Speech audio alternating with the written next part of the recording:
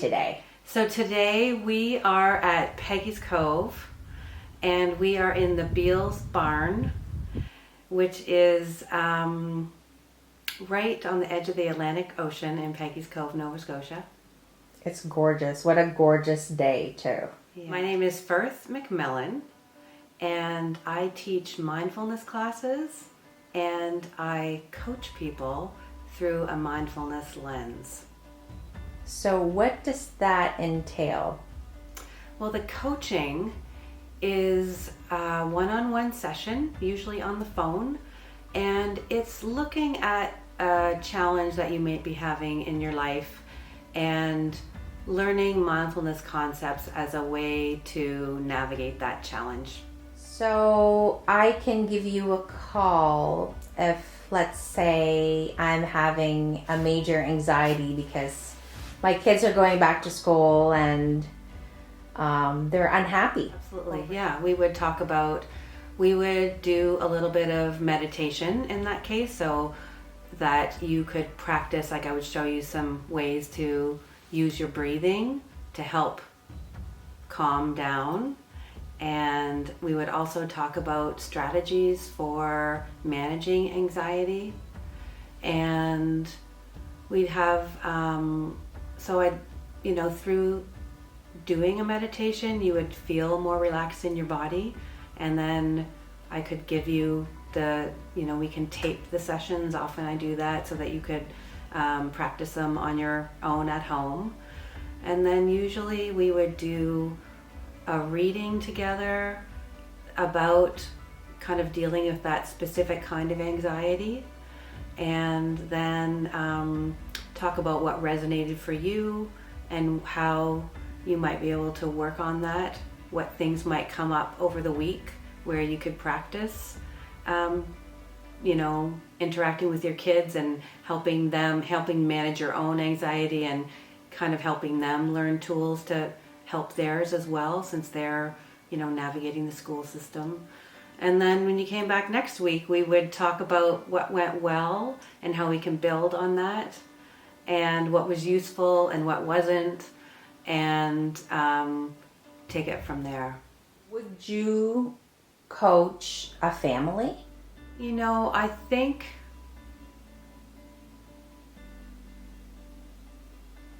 I would love to do that. I think that would be incredible to, either collectively together where they could all hear what everyone was saying, and we could have different, different people speaking at a different time, or to coach individual members of the same family so that they're all doing their own personal work, but trying to do it for like family unity and well-being. I think that would be lovely. You can find me at firthmcmillan@gmail.com, and I am in the process of working on a website, so I will hopefully get that out your way, but in the meantime you can contact me at firthmcmillan@gmail.com. And you're also on Facebook, right? I am on Facebook, yes. I do what's called a mindfulness Sangha, which is another word for community. And we meet on the third Sunday of every month. We're meeting online at the moment due to COVID. And so we meet from 10:30 in the morning until noon. And we have been reading a chapter of a mindfulness book to each other during this meeting. We just finished The Mindful 20-something, and we're going to start reading Pema Chodron's When Things Fall Apart. And so we read a chapter and then we discuss the chapter together. I have an exercise for everyone to do, like a writing exercise. You take 10 minutes to do that, and then we kind of talk about what came up or what you learned through doing the reading exercise, and we do some meditation together. And it's really a nice reset for the week to kind of learn something new, hear how other people interpret the reading, think about ways that you can apply the reading to your own life, and just hear how other people also are like navigating the challenges that they're facing. So that is, so that's happening this Sunday, the first class. You can drop in. It's a $10 class. You sign up through Breathing Space Yoga. They have a website.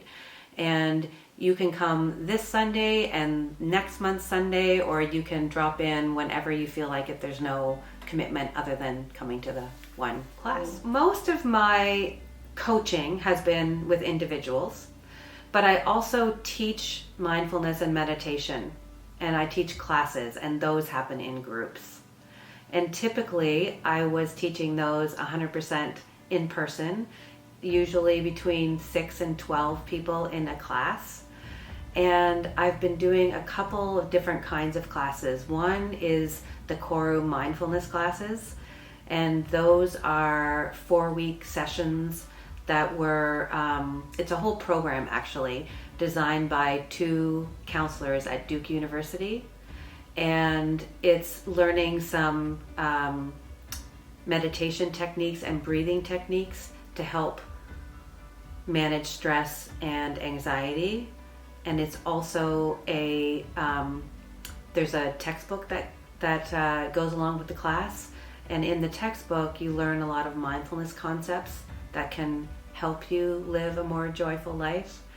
So some of the concepts that are in that class would be learning about acceptance, for example, and how the quicker we are able to accept what the present moment is, what's happening, the less we suffer. So for example, if you have a flat tire, the less time you spend pounding the steering wheel and raging at the universe, the quicker you can get on the phone or open up the trunk and fix the tire or call the tow truck or whatever it is that you're going to do. So we talk about those are some of the mindfulness techniques that I'm referring to when I talk about what's in the book. And then the other thing about the Koru mindfulness is there's a great app. And so all the meditations are on the app, the guided meditation, so you practice at home. And you can reflect on your practice, and that gets sent directly to me, so that in between the weekly sessions, I can email with you or respond to these apps. So if you have questions, or I can encourage you or explain something a little more clearly in between then and the next time that we meet. So, and then I also have developed some of my own mindfulness classes. One is about learning about the ego, or the thinking mind, and the way that our mind can really spin things so that it feels like everything is a problem. And just to recognize that a lot of our problems are really created by our minds, and to learn some new habits so that again we can kind of be a little more, live life with a little more joy, ease, and lightness, and know where we're likely to get tripped up and fall into despair or arguments or anger or whatever it is.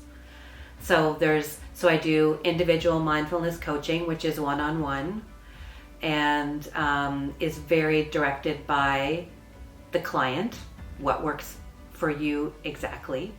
And then the classes are between 6 and 12 students, and there's a curriculum and a textbook, and we kind of build our skills over the course of a month. And so those are the 2 things that I do personally. And then I also, for Breathing Space Yoga, do the once a month mindfulness Sangha, where we do the readings and we talk about them. So I know you're an artist first. Yes. Can you just explain a little bit your background? Sure. We don't have your sculptures here, but we have some photographs here. Yeah, exactly. I started as a photographer, and I studied at the University of Michigan, and I also studied at the Nova Scotia College for Art and Design, and I studied ceramics there.